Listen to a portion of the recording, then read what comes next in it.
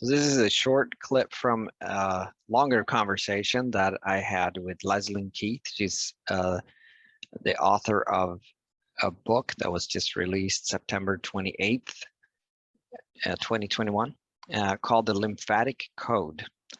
So hope you enjoy. And if you want to see the whole full conversation that we had about lymphedema and the keto diet and lipedema and many other things, there'll be a link at the end of this video.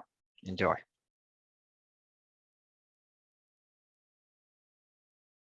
Good.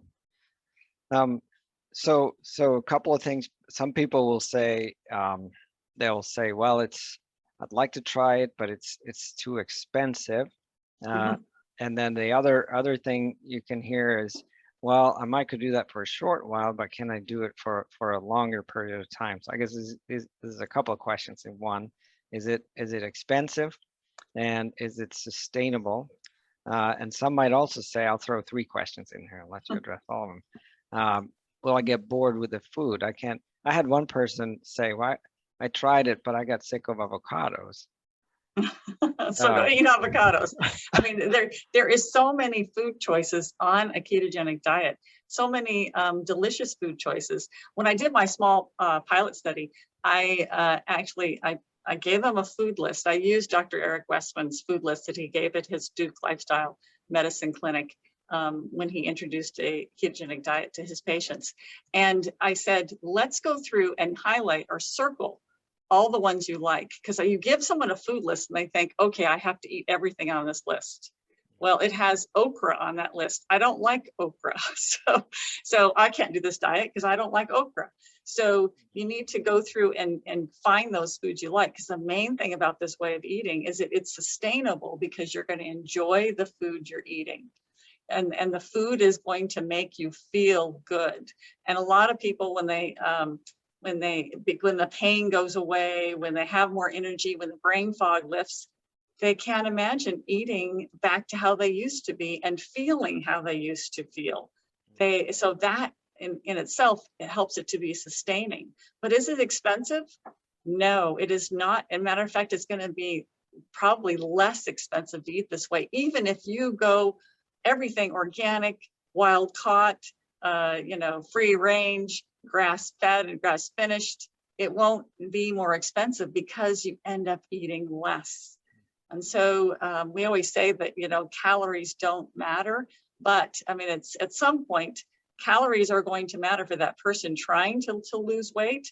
And so you self-limit your calories because you simply are satiated. Your cells have all the nutrients it needs. You feel good, so you stop eating. The traditional way of eating with a high carb diet, we graze all day long. We never stop eating. And so with this way of eating, you're going to have discrete meals, and quite often people go to only twice a day, sometimes once a day, because they're simply not hungry and they feel great, they have plenty of energy, so they only eat a couple meals a day.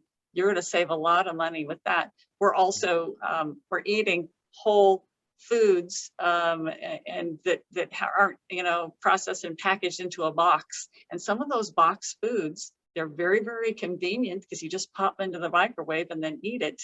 But they are super high carbohydrate, and so they make you hungry in 2 hours, and so you're going to need another microwave meal. And so that could be very, very, very expensive.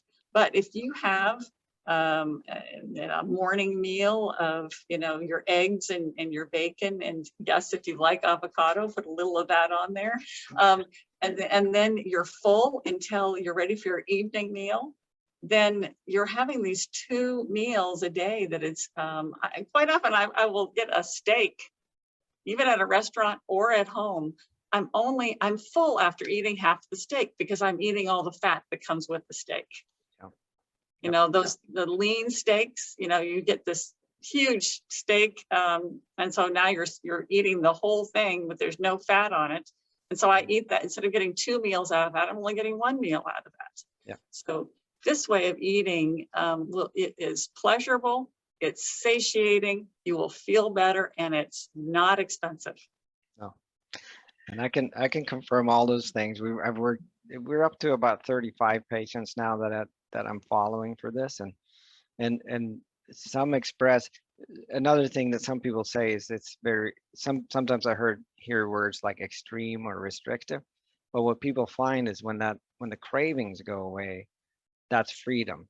When you can be full for so many more hours at a time, it's freedom because you're not always wondering where you're going to get your next meal and when you're going to crash next. Mhm, And you where you've got to have something. When you mhm, can go 12 hours without eating and be mhm. feel totally fine. It's kind of a freedom for your daily Yes, life.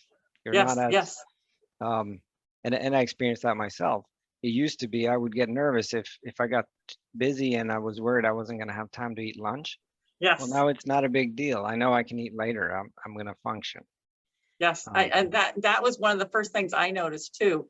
And it was always such a hassle that I had to stop what I was doing, mhm. fix something, eat it before I can get back Yeah, to working at the clinic. And now I would, just work straight through and oh, I didn't even think about food. And here it is 3 o'clock and I'm continuing to go. So yeah, that is a lot of freedom. I remember traveling, you drive for a long distance, mhm, trying to get somewhere, and then always around noon, okay, where are mhm. we? Let's find some place to eat. I Yeah, don't, I'm in a strange town. Don't have to do that. yeah, Pull over and get some gas, keep going. So yeah. it does give you a lot of freedom. I think